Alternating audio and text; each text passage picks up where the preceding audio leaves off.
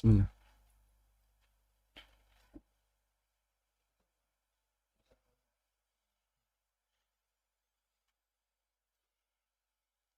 Assalamualaikum warahmatullahi wabarakatuh. Alhamdulillahi rabbil alamin. Wassalatu wassalamu ala ashrafil mursalin. Nabiyina wa maulana Muhammadin wa ala alihi wa sahbihi ajma'in. Wa ashhadu an la ilaha illallah wahdahu la syarikalah. Wa ashhadu anna Muhammadan abduhu wa rasuluh. Salawatu rabbi wa salamu alaihi wa ala alihi wa ashabihi. Wa man sara ala nahjihi wa stanna bisunnatihi ila yaumiddin. Alhamdulillah, kembali kita melanjutkan pelajaran kita dengan membaca doa sebelum salam. Kita akan membaca pembahasan tentang doa sebelum salam. Bagi Bapak Ibu yang sudah memiliki bukunya, silahkan dibuka di halaman 284.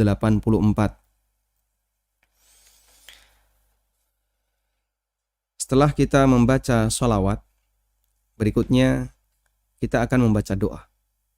Dan salah satu di antara tempat yang mustajab untuk berdoa adalah fi duburi kulli salatil maktubah, di bagian belakang dari salat wajib. Nabi SAW menyebutnya fi dubur, dan maksud dari dubur adalah masih bagian, tapi dia berada di ujung belakang. Sehingga pendapat yang lebih tepat dalam masalah ini, berdoa ketika sholat dilakukan di dua tempat. Yang pertama saat sujud, dan yang kedua adalah menjelang salam. Karena menjelang salam itulah yang dimaksud dengan duburus sholat. Kita akan membaca dalam buku. Doa sebelum salam ada dua macam. Yang pertama adalah doa memohon perlindungan dari 4 hal. Dan yang kedua adalah doa permohonan sesuai yang diinginkan oleh orang yang sholat. Yang pertama, doa perlindungan dari 4 hal. Ini kenapa dikhususkan? Karena ada hadis khusus yang berbicara tentang ini. Yang kedua adalah permohonan sesuai yang diinginkan oleh orang yang sholat. Saya sebut permohonan, bisa bentuknya permohonan perlindungan atau permohonan untuk diberi sesuatu. Karena hakikat dari kebahagiaan itu adalah mendapatkan apa yang diinginkan dan terhindari dari apa yang ditakutkan. Sehingga definisi para ulama ketika menyebut al-muflihun, orang yang mendapatkan al-falah, yang disebut oleh Allah, qad aflahal muflihun, qad aflahal mu'minun, sungguh beruntung mendapatkan al-falah, orang-orang yang beriman, adalah mereka yang mendapatkan apa yang diinginkan dan dijauhkan oleh Allah dari apa yang ditakutkan. Kita awali terlebih dahulu dengan membahas doa perlindungan dari 4 hal. Kita dahulukan doa bagian ini karena doa ini sangat ditekankan. Lafaz doanya insyaallah jamaah saya yakin sudah banyak yang hafal. Allahumma inni a'udzubika min adzabi jahannam wa min adzabil qabri wa min fitnatil mahya wal mamati wa min syarri fitnatil masihid dajjal. Ya Allah, aku berlindung kepadamu. Allahumma inni a'udzubika, aku berlindung kepadamu min adzabi jahannam, dari azab jahannam, wa min adzabil qabri, dari azab kubur, wa min fitnatil mahya wal mamat, dari fitnah kehidupan dan kematian, wa min syarri fitnatil masihid dajjal, dan dari kejahatan fitnah dajjal. Nabi SAW memerintahkan kita untuk membaca doa ini seusai tasyahud akhir, maksudnya adalah setelah membaca sholawat. Sebagaimana dinyatakan dalam hadis dari Abu Hurairah radhiyallahu anhu, Rasulullah SAW bersabda, "Idza faragha ahadukum minat tasyahudil akhir," kalau kalian sudah selesai membaca tasyahud akhir, dalam arti sudah selesai sampai membaca sholawat, "Falyata'awwadz billahi min arba'," maka mintalah perlindungan kepada Allah dari 4 hal. Lalu Nabi SAW mengajarkan kalimat di atas, Allahumma inni a'udzubika min adzabi jahannam wa min adzabil qabri sampai akhir doa. Baik. Para pemirsa bisa memperhatikan di sini ada perintah fal yata'awwad. Fal yata'awwad. Dalam kalimat liyata'awwad, fal yata'awwad, maka di situ ada yata'awwad. Di sini ada lamul amr. Ada lamul amr. Nggak kelihatan. Saya ganti biru. Ada lam di sini ya. Dan ini merupakan lam al-amr. Lam yang menunjukkan perintah.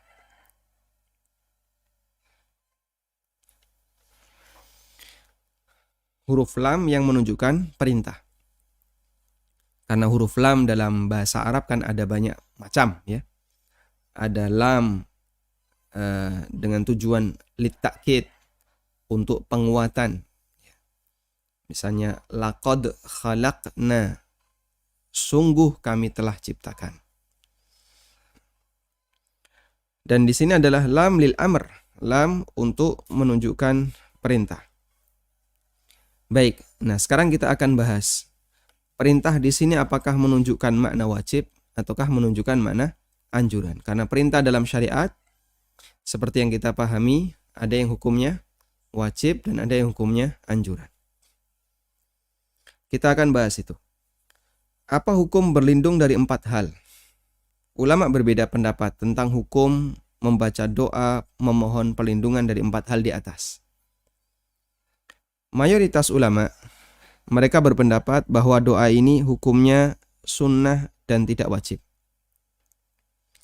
Mayoritas ulama mengatakan, jumhur ulama mengatakan, doa ini sifatnya adalah perintah anjuran dan bukan perintah wajib. Kemudian sebagian ulama, di sini saya sebutkan beberapa di antaranya adalah Imam Tawus bin Kaisan. Beliau ulama tabi'in. Salah satu muridnya Ibnu Abbas. Ibnu Hazm di antara ulama Andalus yang beliau tokoh dalam mazhab Zahiriyah. Dan beberapa ulama Hambali, mereka berpendapat bahwa membaca doa ini hukumnya wajib. Bahkan Imam Tawus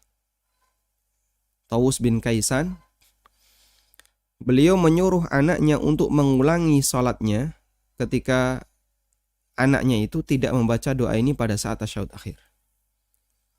Sehingga anaknya disuruh untuk ngulang, menunjukkan kalau itu adalah bagian dari wajib sholat.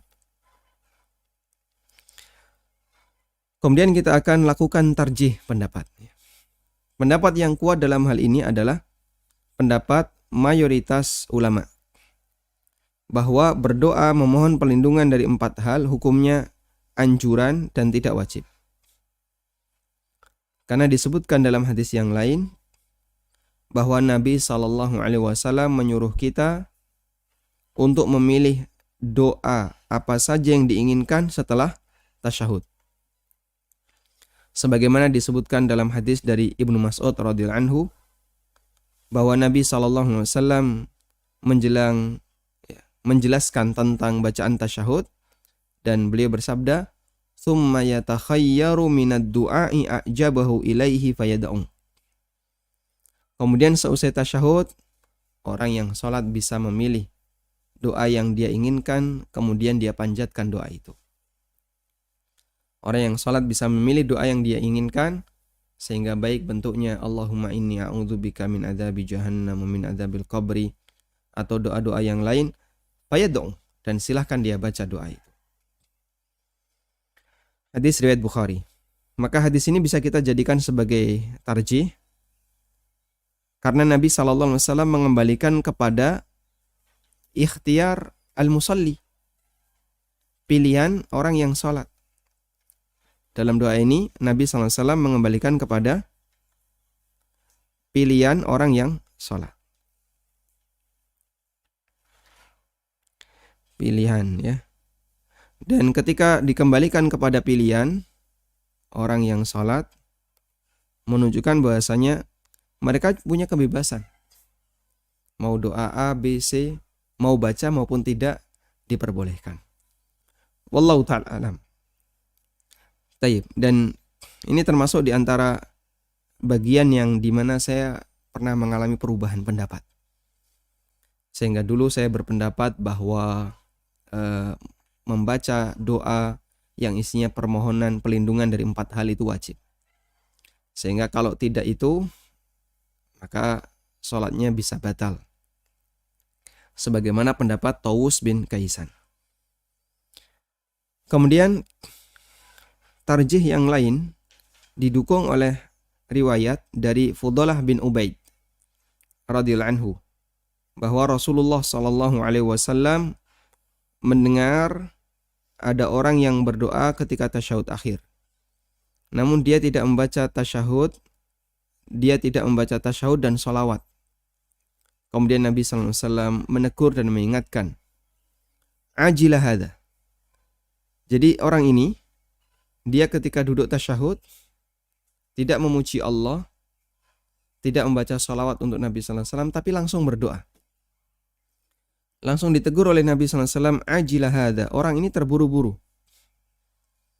"Idza shalla ahadukum," kalau kalian salat, "falyabda bitamjidi rabbih jalla wa azza." Kalau kalian salat di posisi tasyahud, maka mulailah dengan mengagungkan Rabb-nya azza wa jalla. Dengan mengagungkan Allah jalla wa azza, yaitu dengan membaca at-tahiyyatu lillah was-salawatu wat-tayyibat, atau dalam redaksi yang lain az-zakiyatu lillah, dalam redaksi yang lain at-tahiyyatul mubarakatus salawatut tayyibatu lillah. Yang itu semuanya adalah pujian untuk Allah. Dan Nabi SAW perintahkan falyabda bitamjidi rabbih jalla wa azza. Mulailah dengan mengagungkan Rabb-nya, wassana'i alaihi, dan memujinya, thumma yusalli ala nabi sallallahu alaihi wasallam. Kemudian memberikan salawat untuk Nabi sallallahu alaihi wasallam. Allahumma salli ala Muhammad wa ala ali Muhammad, yang kemarin sudah kita bahas, yang disebut oleh para ulama dengan salawat Ibrahimiyah.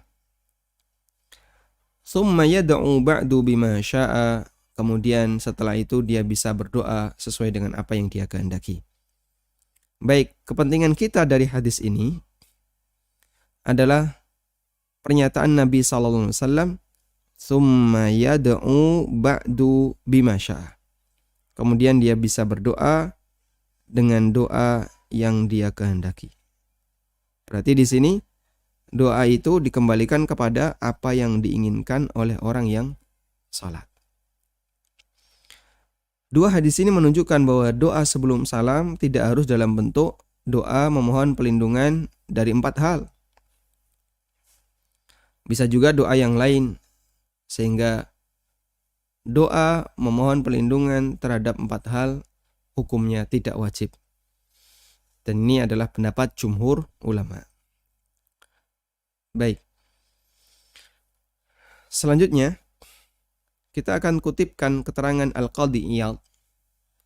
Mengapa Nabi SAW merutinkan doa ini padahal beliau terjaga dari 4 bahaya tersebut. Beliau berdoa, Allahumma inni a'udzubika min adzabi jahannam wa min adzabil qabri. Apakah Nabi SAW terancam dengan azab jahannam dan terancam dengan azab kubur? Tidak. Beliau dijamin oleh Allah Ta'ala pasti masuk surga. Dan tidak akan tersentuh oleh azab neraka. Lalu kenapa beliau membaca doa seperti ini? Dan Nabi SAW juga berdoa kepada Allah dan memohon wa min syarri fitnatil masihid dajjal, dari kejahatan fitnah Dajjal. Padahal beliau tidak ketemu Dajjal. Karena ketika Dajjal itu muncul, Rasulullah SAW sudah meninggal dunia. Al-Qadhi Iyad menjelaskan hal ini. Wa du'aun Nabi sallallahu alaihi wasallam wasti'adzatuhu min hadhil umur. Doa Nabi SAW dan permohonan pelindungan beliau dari 4 bahaya ini. Allati qad ufiya minha, padahal beliau sudah dilindungi oleh Allah, sudah dijaga oleh Allah darinya. Wa usima minha, dan beliau dilindungi darinya.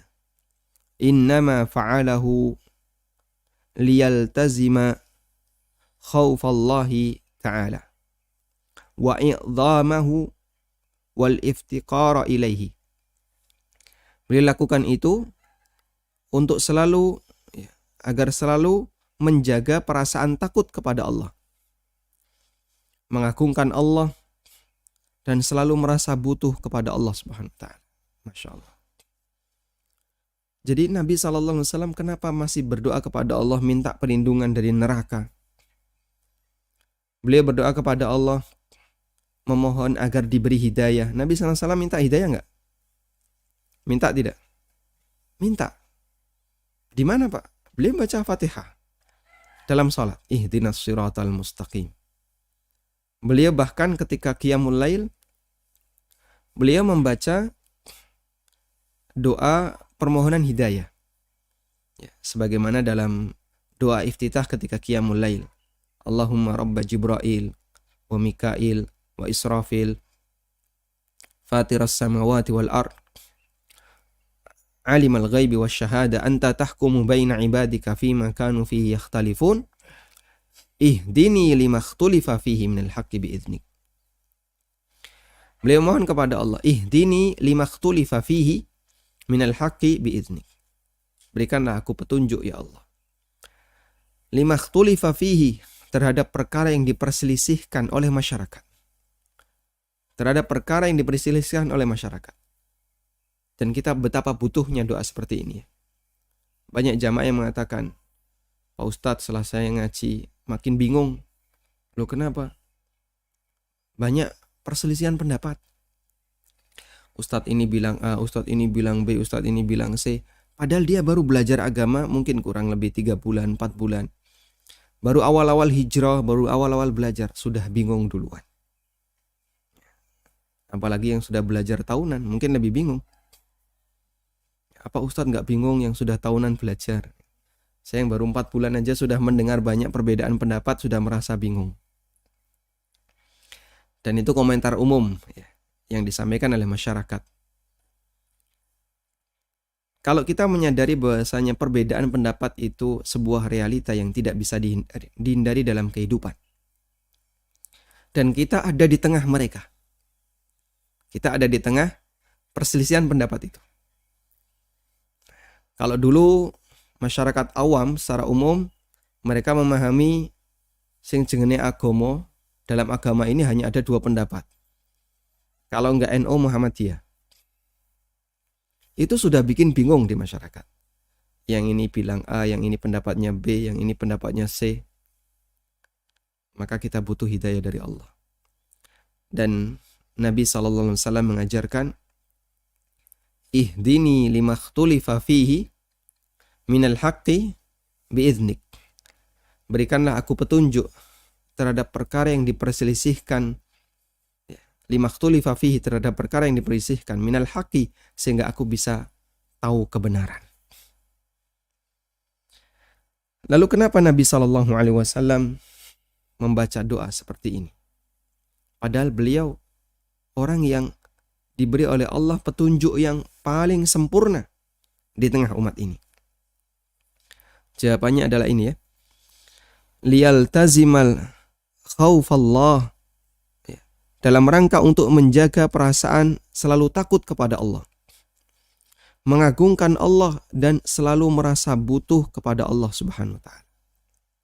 Sehingga doa Nabi SAW adalah penyempurna ubudiyah yang beliau lakukan. Masya Allah.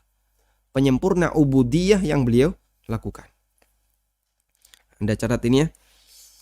Jadi hakikat ubudiyah, penghambaan seorang hamba adalah selalu merasa butuh, merasa fakir di hadapan Allah, merendah di hadapan Allah, merasa takut, mengagungkan Allah. Maka ketika Nabi SAW berdoa dengan redaksi doa yang itu isinya Nabi SAW sudah mendapatkan jaminan, itu bagian dari penyempurna ubudiyah beliau sallallahu alaihi wasallam.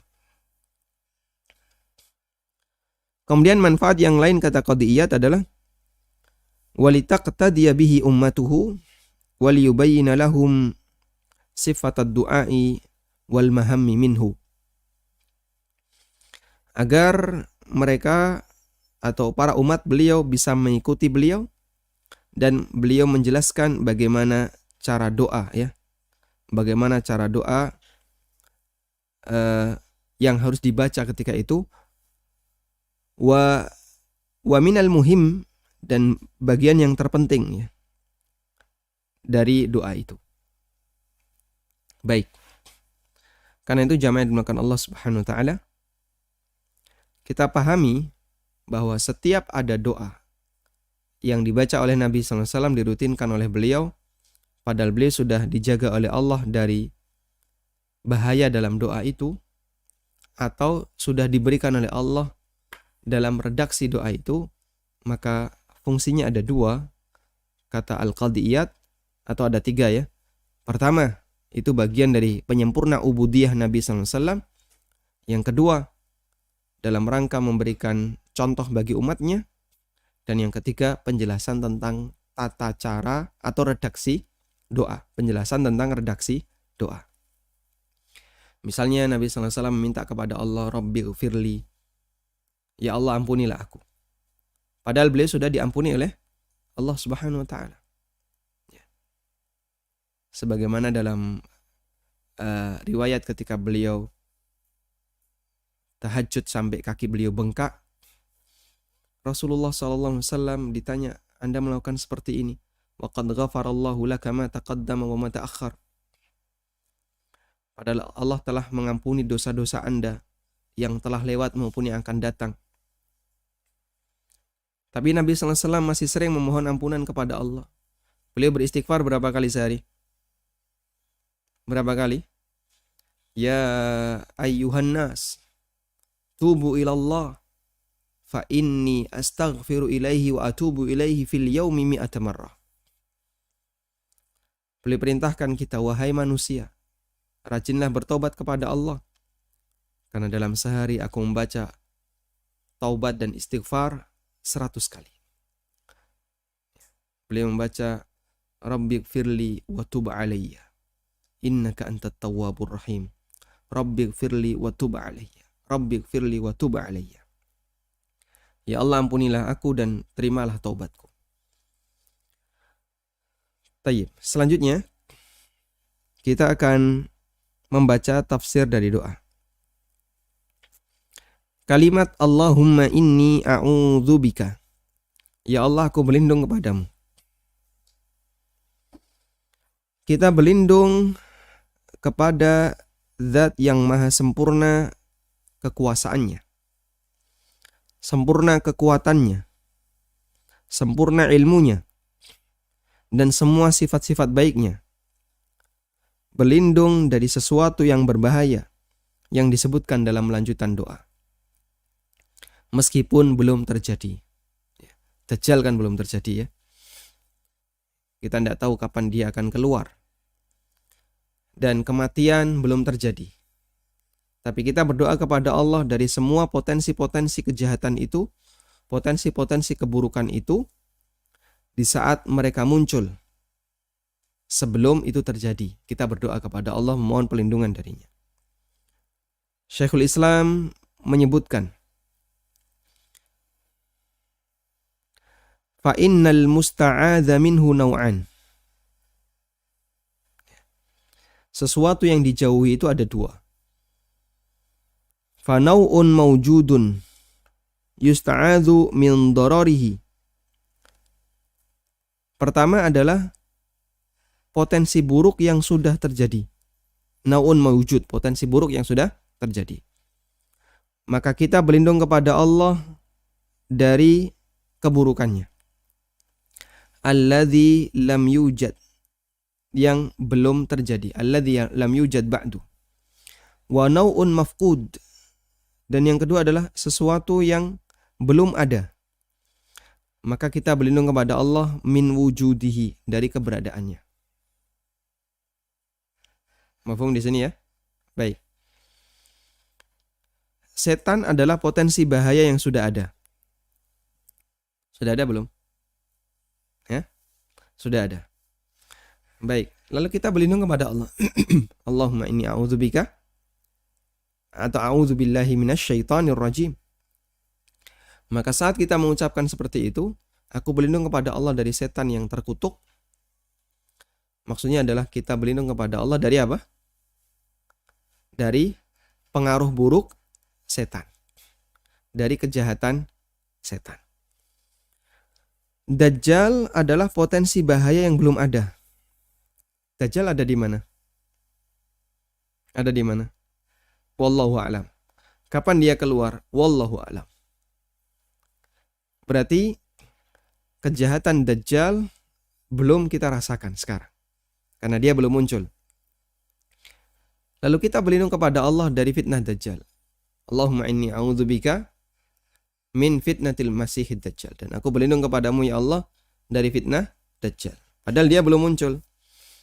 Maka di sini kita berlindung dari keberadaannya. Artinya jangan sampai kita bertemu dengannya. Karena itu para ulama mengatakan bagian dari perlindungan yang diberikan oleh Allah Ta'ala, bagian yang diberikan perlindungan yang diberikan oleh Allah kepada hambanya terhadap fitnah Dajjal. Perlindungan dari fitnah Dajjal ada dua. Yang pertama, mati sebelum Dajjal muncul. Sehingga muslim mukmin yang meninggal sebelum Dajjal muncul, berarti Allah lindungi dia dari potensi kejahatan Dajjal. Yang kedua, dilindungi dari, kita bisa memahami yang kedua adalah dilindungi dari kejahatannya setelah Dajjal keluar. Baik. Bagi jamaah yang sudah memiliki buku, silakan dioret-oret seperti ini ya. Biar catatannya nggak hilang. Nah.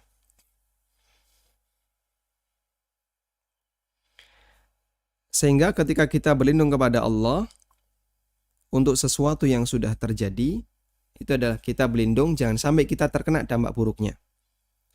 Tapi untuk sesuatu yang belum terjadi, kita berlindung semoga tidak terkena kejadian itu. Baik. Dalam memohon pelindungan dari potensi bahaya itu ada dua ya. Memohon pelindungan dari potensi bahaya ada dua.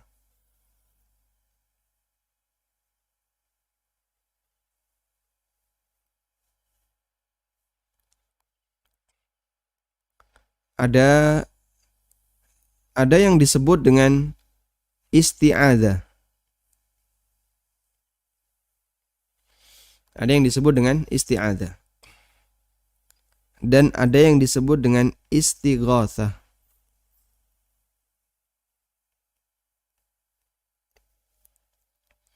Ada isti'adzah, ada istighatsah. Isti'adzah itu berlindung sebelum kita terkena dampak. Berlindung sebelum terkena dampak.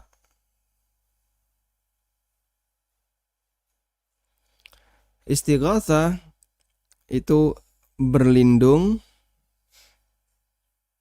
memohon perlindungan setelah terkena dampak. Sehingga kalau ada istilah istighatsah, itu berarti orang memohon kepada Allah agar dampak itu dihilangkan. Kalau isti'adzah, memohon perlindungan kepada Allah jangan sampai terkena. kita mendengar ada berita bahwa di Wuhan ada virus yang itu mematikan misalnya. Kemudian kita mohon kepada Allah, ya Allah lindungilah kami, lindungilah kaum muslimin Indonesia, lindungilah bangsa Indonesia jangan sampai terkena virus itu. Maka itu bentuknya apa? Isti'adzah. Yang kedua, virus itu ternyata masuk ke Indonesia. Kemudian tersebar di mana-mana sehingga banyak orang yang terkena virus. Lalu kita berdoa kepada Allah, mohon, ya Allah segera hilangkan virus ini agar cepat berlalu. Yang seperti itu namanya apa? Istighatsah. Yang seperti itu namanya istighatsah. Sehingga kalau terjadi musibah apapun bentuknya, baik bencana alam, baik bentuknya penyakit maupun musibah yang lainnya, lalu kita mohon kepada Allah, ya Allah hilangkanlah musibah ini dari masyarakat. Maka yang kita lakukan adalah istighatsah. Tapi kalau terdengar informasi musibah, ya, dulu seperti ada apa? Informasi tentang flu babi. Di mana itu? Di Singapura ya? Atau di daerah mana? Tapi belum masuk Indonesia. Kemudian Allah Subhanahu wa taala lindungi Indonesia sehingga tidak terkena, bukan menjadi pandemi di Indonesia. Ada flu burung. Flu burung di mana itu? Indonesia kena nggak? Kena tapi tidak merata, paling cuma 1-2. Allah lindungi. Tayyib. Kita kembali ke sini. Sehingga isti'adzah untuk sesuatu yang belum terjadi, maka kita mohon kepada Allah agar kita dilindungi oleh Allah, agar jangan sampai bertemu dengannya. Min adzabi jahannam, dari azab jahannam. Jahannam merupakan salah satu nama neraka. Dan nama neraka itu banyak. Ada jahannam, ada sakor, ada hawiyah, ada apa lagi? Wail, kata sebagian ahli tafsir menyebut wail ini nama neraka. Dan itu adalah nama dari neraka, bukan jenis neraka. Yang lebih tepat itu adalah nama neraka, bukan jenis neraka. Betul, neraka itu bertingkat, sebagaimana surga juga bertingkat. Tingkatan surga disebut derajat. Jadi tingkatan yang naik itu disebut derajat. Itu tingkatan yang naik. Darajatu al-jannah. Kalau tingkatan yang turun itu disebut darokat. Ya. Darajat ini tingkatan apa? Naik. Kalau tingkatan yang turun, darokat. Tayyib. Darokatun niran. Darokat neraka. Darajatul jannah, derajat surga. Jadi dalam bahasa Arab dibedakan. Kalau tingkatan yang arahnya naik namanya darajat.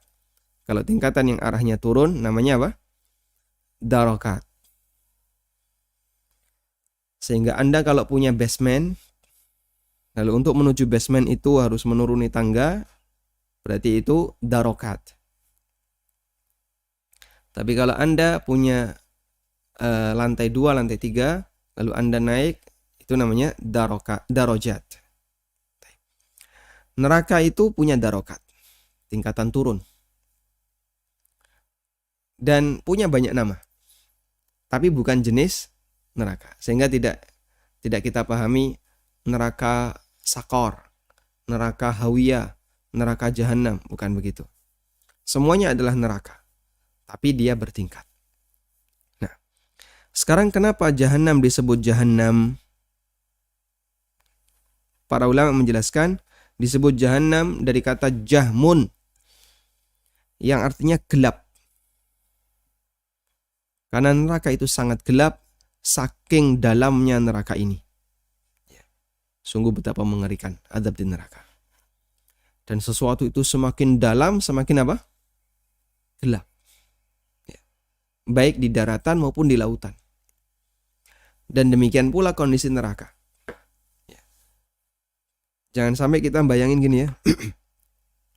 Di neraka orang dibakar. Api menyala di mana-mana. Betapa terang benderangnya. Bukan, ya. Bukan betapa terang benderangnya. Neraka itu gelap gulita. Terus apinya gimana? Apinya hitam. Saking panasnya. Ya. Tapi dalam spektrum cahaya itu Pak, yang panas kan putih ya. Mechiko, Hibiniu, apu ya. Hitam paling panas. Sehingga saking panasnya sampai suasananya menjadi sangat hitam. Itu penjelasan sebagian ulama tentang kenapa neraka disebut Jahannam. Selanjutnya wa min adzabil qabri. Dan kita berlindung kepada Allah dari azab kubur. Adzabul qabri haqqun. Azab kubur itu benar adanya. Meskipun ada sebagian orang yang meragukan. Dan alasannya adalah karena hadis yang berbicara tentang azab kubur itu hadis ahad. Dan hadis ahad dalam masalah akidah tidak diterima. Tapi ini jelas alasan yang menyimpang. Karena hadis ahad dan mutawatir itu bukan pembahasan diterima dan tidak diterima. Hadis ahad dan mutawatir itu pembahasan dari sisi melihat berapa jumlah perawinya. Karena mutawatir yang statusnya dhaif, yang tidak diterima banyak. Karena mutawatir itu kan intinya tersebar banyak di masyarakat. Padahal Nabi SAW tidak pernah mensabdakannya. Kemudian bentuknya bisa beraneka ragam. Diberikan kepada kafir maupun mukmin yang bermaksiat. Sehingga azab kubur itu ada banyak bentuk. Dan Allah bisa berikan kepada yang kafir, Allah juga berikan kepada yang mukmin sesuai dengan apa yang Dia kehendaki. Sesuai dengan kadar nilai maksiatnya. Bedanya apa? Azab kubur bagi mukmin bisa menjadi kafarah untuk dosanya, sementara azab kubur bagi orang kafir sepeser pun tidak mengurangi kualitas dosanya. Karena itu para ulama mengatakan ketika membahas tentang azab kubur, ada mukmin yang mati dan dosanya belum diampuni. Maka dia berhak untuk diazab. Lalu dia diazab di kuburan. Ketika dia diazab di kuburan, itu mengurangi kadar dosanya. Bahkan ada yang menghabiskan. Sehingga nanti ketika di akhirat, dia sudah tidak lagi dihukum. Karena sudah dihukum diazab kubur. Allahumma a'idna min azabil qabri. Ya Allah, lindungilah kami dari azab kubur. Kalimat wa min fitnatil mahya wal mamat, dari fitnah kehidupan dan kematian. Fitnah artinya adalah ujian. Fitnah kehidupan berarti ujian selama hidup. Ibnu Daqiqil Id menjelaskan tentang makna fitnah kehidupan.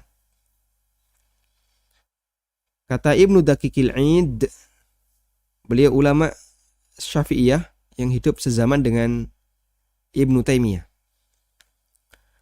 Kata Ibnu Daqiqil Id, fitnatul mahya ma ya'ridu lil insan muddata hayatihi. Fitnah kehidupan adalah semua ujian yang dihadapi oleh manusia muddata hayatihi sepanjang hidupnya. Minal iftitani bid dunya wasyahawat wal jahalat wa a'zamuha wal iyadhu billah amrul khatimah indal maut. Apa saja fitnah dunia itu? Pertama adalah godaan dunia itu sendiri. Kemudian syahwat atau kebodohan yang dia alami. Dan puncaknya waliyadzu billah adalah fitnah menjelang kematian. Amrul khatimah indal maut. Dan banyak ulama yang mereka ketakutan ketika mereka memikirkan amrul khatimah indal maut. Terus nanti gimana kondisi saya waktu meninggal dunia. Selanjutnya untuk fitnah kematian, wa min fitnatil mamat. Fitnah kematian memiliki dua makna. Pertama adalah ujian ketika mendekati kematian. Yang kedua adalah ujian di alam kubur. Asma bintu Abi Bakrin radhiyallahu anhuma meriwayatkan dari Nabi SAW. Beliau bersabda, "Fa'uhiya ilayya annakum tuftanuna fi kuburikum mithla au qariban min fitnatil masihid dajjal." Coba kita perhatikan jamaah. Diwahyukan kepadaku bahwa kalian akan diuji di alam kubur sebagaimana atau mirip seperti ujian Al-Masih Dajjal. Mithla sebagaimana ujian fitnah Dajjal atau mirip atau mendekati ujian fitnah Dajjal. Jadi ujian ketika di alam kubur itu seperti ujian fitnah Dajjal. Padahal fitnah Dajjal termasuk fitnah yang sangat besar. Banyak orang yang dia tidak sanggup menghadapinya, akhirnya terfitnah dengan Dajjal, kemudian dia murtad. Wa min syarri fitnatil masihid dajjal. Kalimat terakhir, wa min syarri fitnatil masihid dajjal. Kehadiran Dajjal merupakan ujian terberat bagi kehidupan manusia. Karena itu semua nabi mengingatkan kaumnya akan hadirnya Dajjal. Padahal dia tidak muncul kecuali setelah diutusnya nabi terakhir. Sehingga nabi-nabi masa silam mereka ingatkan umatnya akan ada Dajjal, bahaya Dajjal. Padahal nggak mungkin mereka ketemu Dajjal. Karena Dajjal itu pasti akan muncul setelah diutusnya siapa? Nabi Muhammad SAW. Ibnu Umar bercerita, qama Rasulullah sallallahu alaihi wasallam finnas. Rasulullah sallallahu alaihi wasallam pernah berkhutbah di hadapan para sahabat. Fa'athna 'ala Allah bima huwa ahlu. Beliau memuji Allah, thumma dzakara Dajjal, lalu beliau bercerita tentang Dajjal. Faqala, beliau bersabda, inni unzirukumuhu wa ma min nabiyyin illa wa qad andara qaumahu laqad andarahu nuhun qaumahu. Aku ingatkan kalian tentang bahaya Dajjal, tentang kedatangan Dajjal. Dan tidak ada satupun nabi kecuali mereka ingatkan kaumnya akan datangnya Dajjal, termasuk Nabi Nuh alaihissalam. Ya. Padahal Nuh tidak mungkin ketemu Dajjal. Menunjukkan apa? Bahaya Dajjal. Ya. Anak kecil yang dia untuk menuju dewasa itu masih jauh. Kadang kita sudah ingatkan, awas, hati-hati ya, kamu jangan ke sana. Hati-hati, kamu jangan ke sana. Berkali-kali kita ingatkan seperti itu. Padahal dia belum bisa ke sana. Misalnya ke sana, ke sebuah tempat yang kita anggap itu tempat berbahaya. Tapi sering kita ingatkan agar tertancap dalam hatinya kalau itu adalah sebuah potensi bahaya. Sekarang kita akan lihat makna Dajjal. Dajjal secara bahasa dari kata ad-dajlu, yang artinya samar. Ya. Jadi kalau ada kata yang terdiri dari tiga huruf, dal, jim, lam, itu maknanya nggak jelas. Maknanya nggak jelas. Kok bisa maknanya nggak jelas? Maksudnya memang maknanya nggak jelas, bukan nggak punya makna, bukan ya? Malam itu dalam bahasa Arab disebut dengan ad-duljah. Salah satu di antara bahasa Arabnya malam adalah ad-duljah. Wa syai'un minad duljah. Nabi SAW pernah mengarahkan agar kita sholat malam, itu beliau sebut dengan ad-duljah. Kenapa malam disebut duljah? Karena malam itu gelap. Dinamakan Dajjal karena dia pendusta, mempengaruhi manusia untuk sesat dengan kesaktiannya. Kita saja sudah bisa merasakan, ya, bisa merasakan betapa bahayanya orang liberal di Indonesia, betapa bahayanya orang-orang Syiah di Indonesia, karena mereka mempengaruhi manusia untuk sesat secara bertahap. Ya, misalnya keberadaan orang liberal, ya, yang misi besarnya adalah ingin menyamakan semua agama, pluralisme akan ditegakkan di Indonesia. Ada yang terpengaruh, banyak mahasiswa-mahasiswa yang kuliah di kampus-kampus liberal, kemudian juga terpengaruh dengan Syiah. Kita sudah bisa merasakan betapa bahayanya keberadaan mereka di Indonesia. Keberadaan komunis misalnya, yang dia mau melakukan pendangkalan akidah bangsa Indonesia, ya, sehingga menghapus sejarah apa? Sejarah perjuangan tokoh-tokoh Islam. Kita merasakan itu, ya. Gimana lagi kalau Dajjal itu muncul? Dia mempengaruhi manusia untuk sesat dengan kesaktiannya. Karena itu perawi yang pendusta yang membuat hadis palsu disebut oleh para ulama dengan Dajjal. Sehingga kalau ada hadis palsu, para ulama mengkoreksi, ini kenapa sebabnya kok disebut hadis palsu? Oh, ada fulan bin fulan huwa Dajjal. Fulan bin fulan ini Dajjal. Kenapa? Dia tukang pendusta. Baik, sekarang kita beralih ke gelar Al-Masih. Kenapa Dajjal digelari Al-Masih? Dan ada dua manusia yang digelari Al-Masih. Pertama siapa? Isa. Yang kedua, Dajjal. Al-Masih punya dua makna. Dulu sudah pernah kita bahas ini, ya.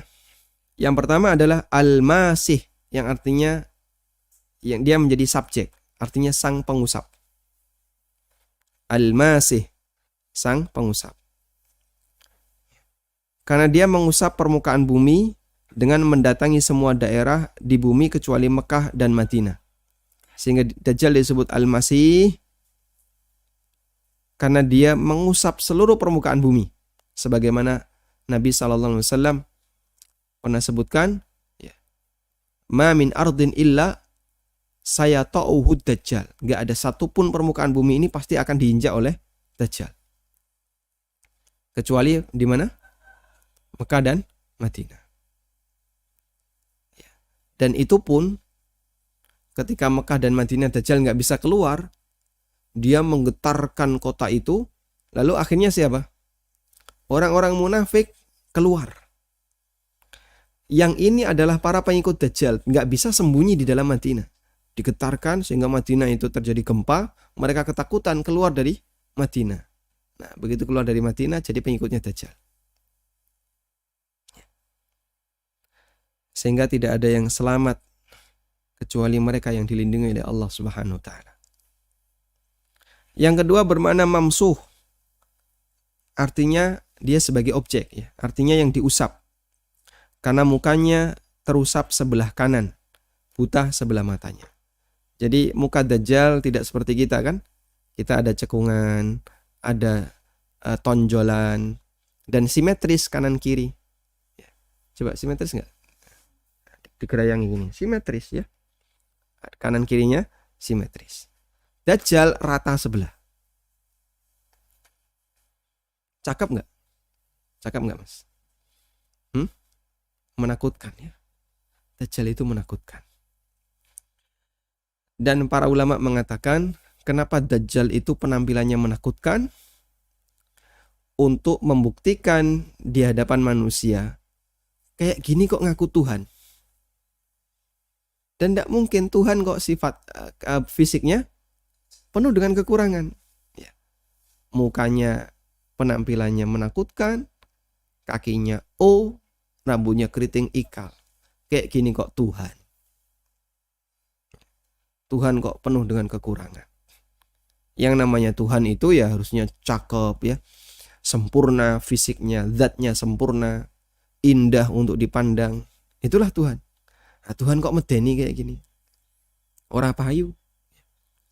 Tapi karena kesaktiannya, karena kehebatannya, dan pinter ngomong itu Dajjal, banyak orang terpengaruh. Sehingga banyak yang menjadi pengikutnya. Wallahu ta'ala alam. Walhamdulillahirabbil alamin. Kita sudah selesai membahas tentang doa perlindungan dari 4 hal. Semoga Bapak Ibu bisa rutinkan dan hadirkan ya semangat tadi ya yang kita bahas dalam tafsirnya. Kita mohon perlindungan dari Jahannam karena betapa dahsyatnya Jahannam, dari fitnah kubur yang disebut oleh Nabi sallallahu alaihi wasallam seperti fitnah Dajjal. Kita juga mohon perlindungan dari apa? Fitnah kehidupan dan kematian dengan rincian seperti yang disebutkan oleh Ibnu Daqiqil Aid. Dan kita mohon perlindungan kepada fitnah puncak yaitu fitnah Dajjal. Wallahu ta'ala alam wa sallallahu ala nabiyyina Muhammadin wa ala alihi wa sahbihi wasallam. Yayasan Amal Abadi Indonesia yang dibina oleh Ustadz Amin Nurbaits Hafizahullah saat ini tengah membangun gedung Sekolah Dasar Tahfidzul Quran Madinah Islamic Premier School, unit Kerajaan. Gedung ini dibangun di atas tanah seluas 646 meter persegi dan perkiraan biaya untuk tahap pertama 2 lantai mencapai 2,6 miliar. Salurkan donasi Anda untuk pembangunan Sekolah Dasar Tahfidzul Quran Madinah Islamic Premier School melalui rekening atas nama Yayasan Amal Abadi Indonesia, Bank Syariah Indonesia dengan kode bank 451, nomor rekening 7441049999. Untuk info donasi hubungi 082 12345 7441. وما أنفقتم من شيء فهو يخلفه وهو خير الرازقين.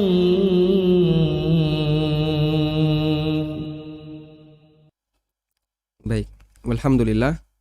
Selanjutnya kami persilahkan bagi Anda yang mau bergabung, silahkan. Ustaz.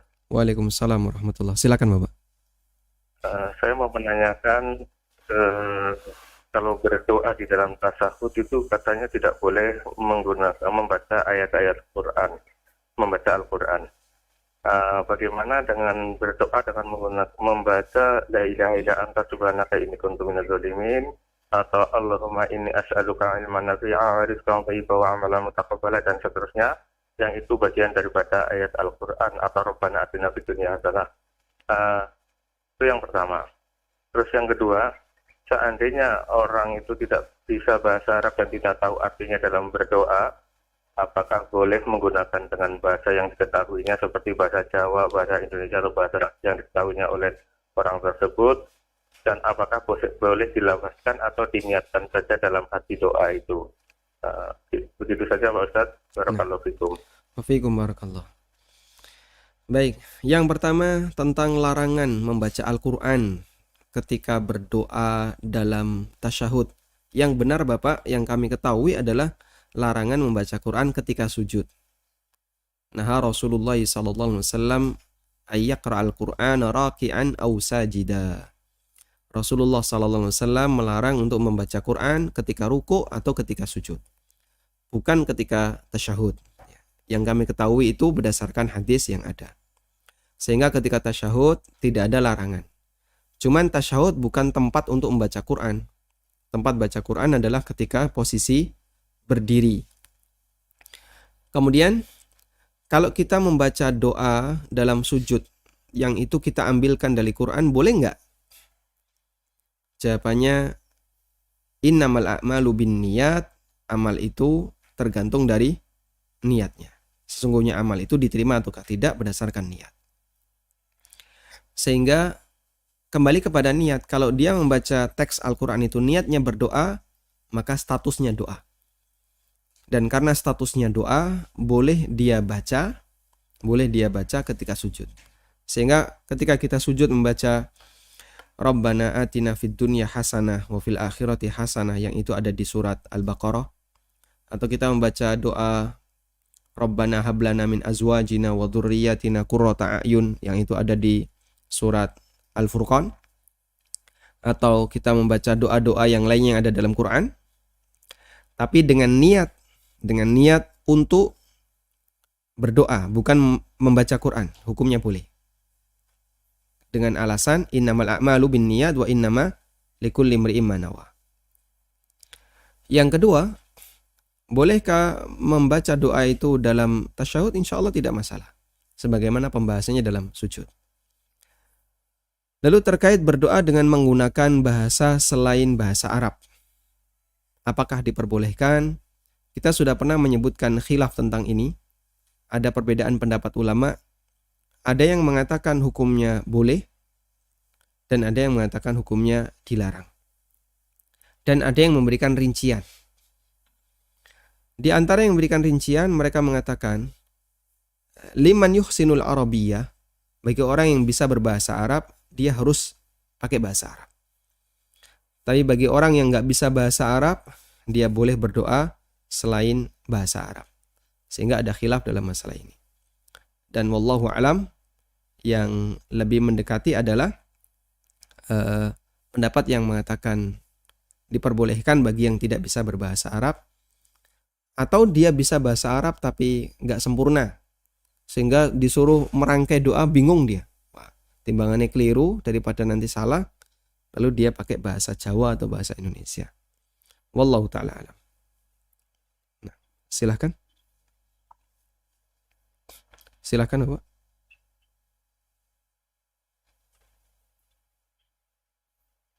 Anda sudah terhubung, silahkan. Ya, untuk Waalaikumsalam warahmatullahi. Baik, silakan Bapak.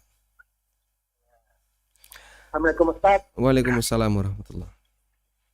Ini saya di Konawe Ustaz.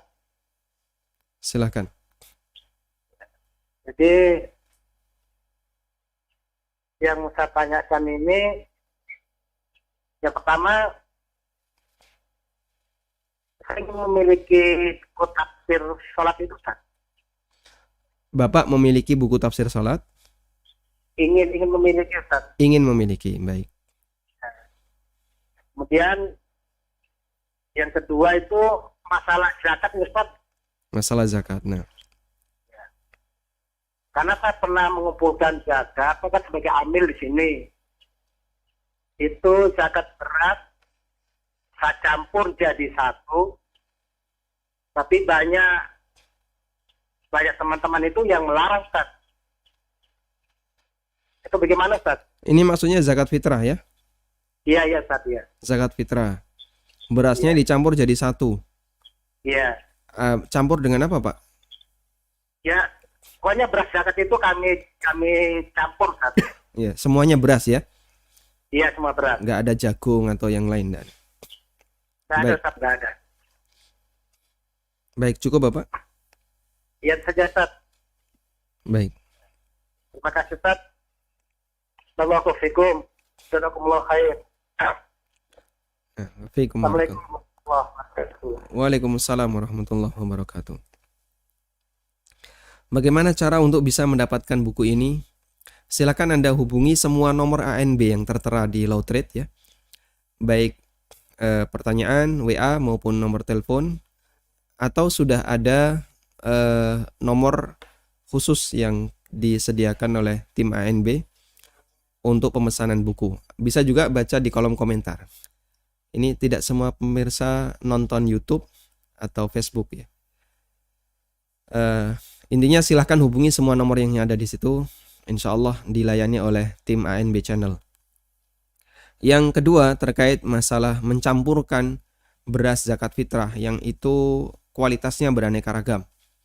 Ada yang bayar zakat fitrah dengan menggunakan beras misalnya 64, ada yang IR, ada yang Bramo, ada Pandan Wangi atau Mentek atau yang lainnya ya. Ya, saya kenal nama-nama itu karena dulu pernah jadi bakul beras ya. Ya. Yang itu jelas kualitasnya beda. Ada Raskin juga masuk situ. Terus gimana ini? Boleh nggak dicampur? Sebenarnya masalah campur dan tidak itu lebih kepada teknis, Bapak. Artinya kebijakan panitia.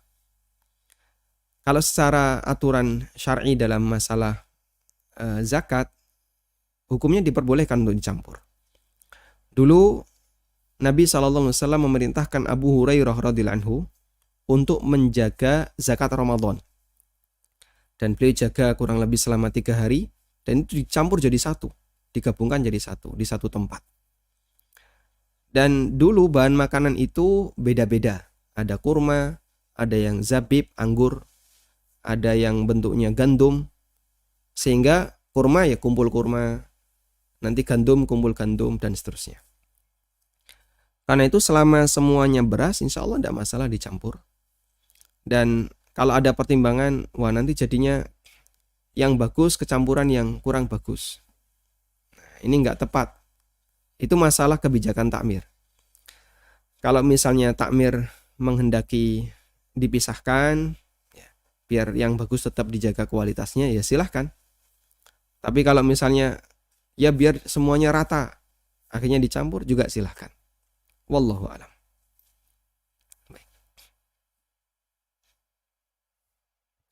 Silahkan. Bismillah. Assalamualaikum Ustadz. Waalaikumsalam warahmatullahi.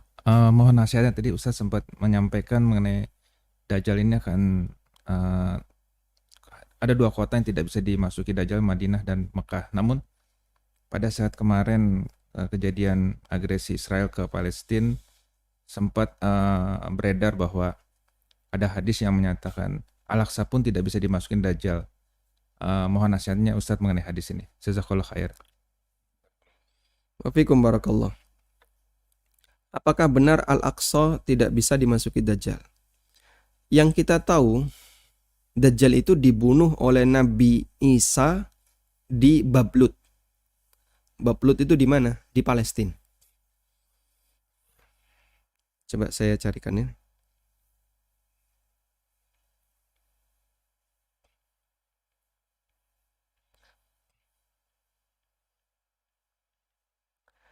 Apakah Aqsa tidak dimasuki oleh Dajjal?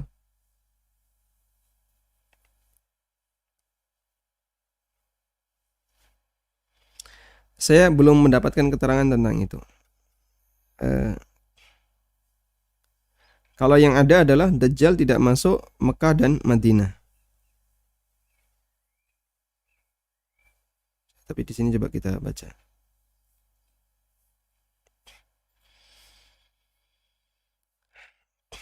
Saya kutipkan ini keterangan dalam fatwa Islam ya.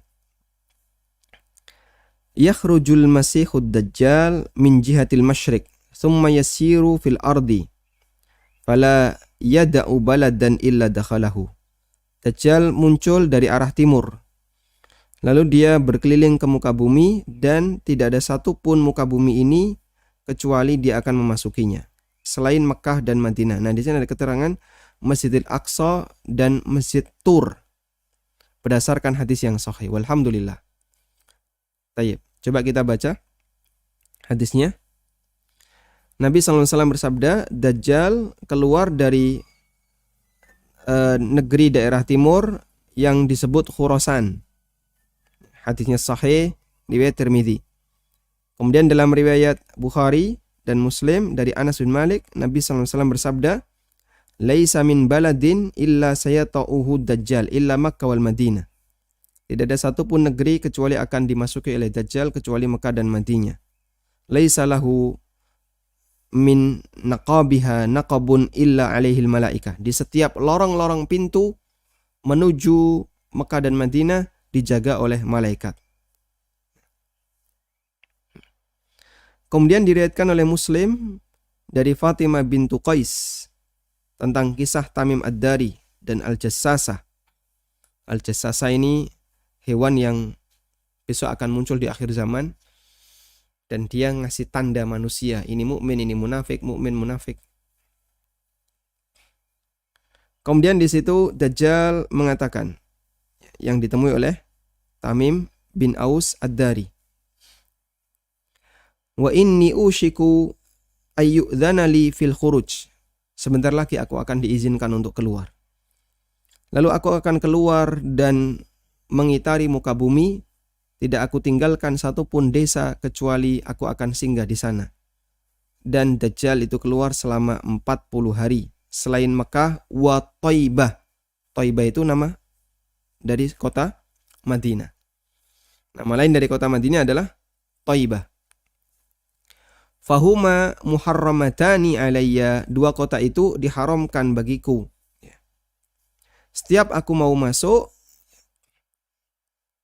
maka istakbalani malakun, aku dihadang oleh malaikat, biyadi saif, di tangannya ada pedang yang menjaga kota Mekah dan Madinah.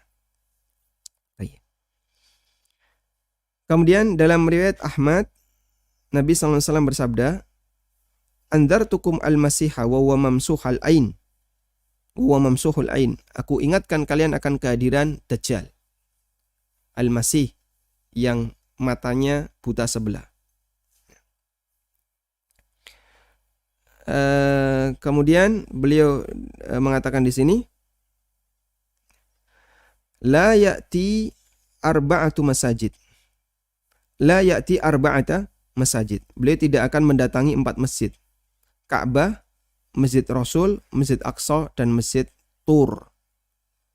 Nah, di sini kita menjumpai bahwa Masjidil Aqsa tidak akan dimasuki oleh Dajjal.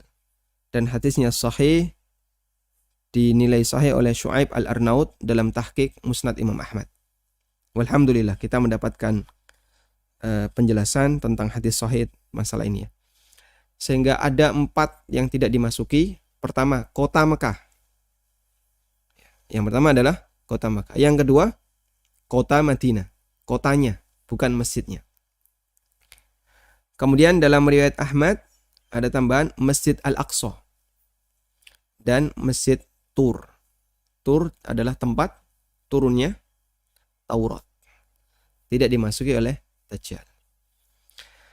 Wallahu ta'ala alam. Karena hadis ini sahih, ya kita yakini sebagaimana teks yang ada. Baik, mungkin itu yang bisa kita sampaikan di kesempatan kali ini. Semoga apa yang kita pelajari bermanfaat. Wassallallahu ala nabiyyina Muhammadin wa ala alihi wa sahbihi wa sallam. Wa akhiru da'wana anil hamdulillahi rabbil alamin. Subhanakallahumma wa bihamdika. Asyhadu an la ilaha illa anta astaghfiruka wa atubu ilaik. Wassalamualaikum warahmatullahi wabarakatuh.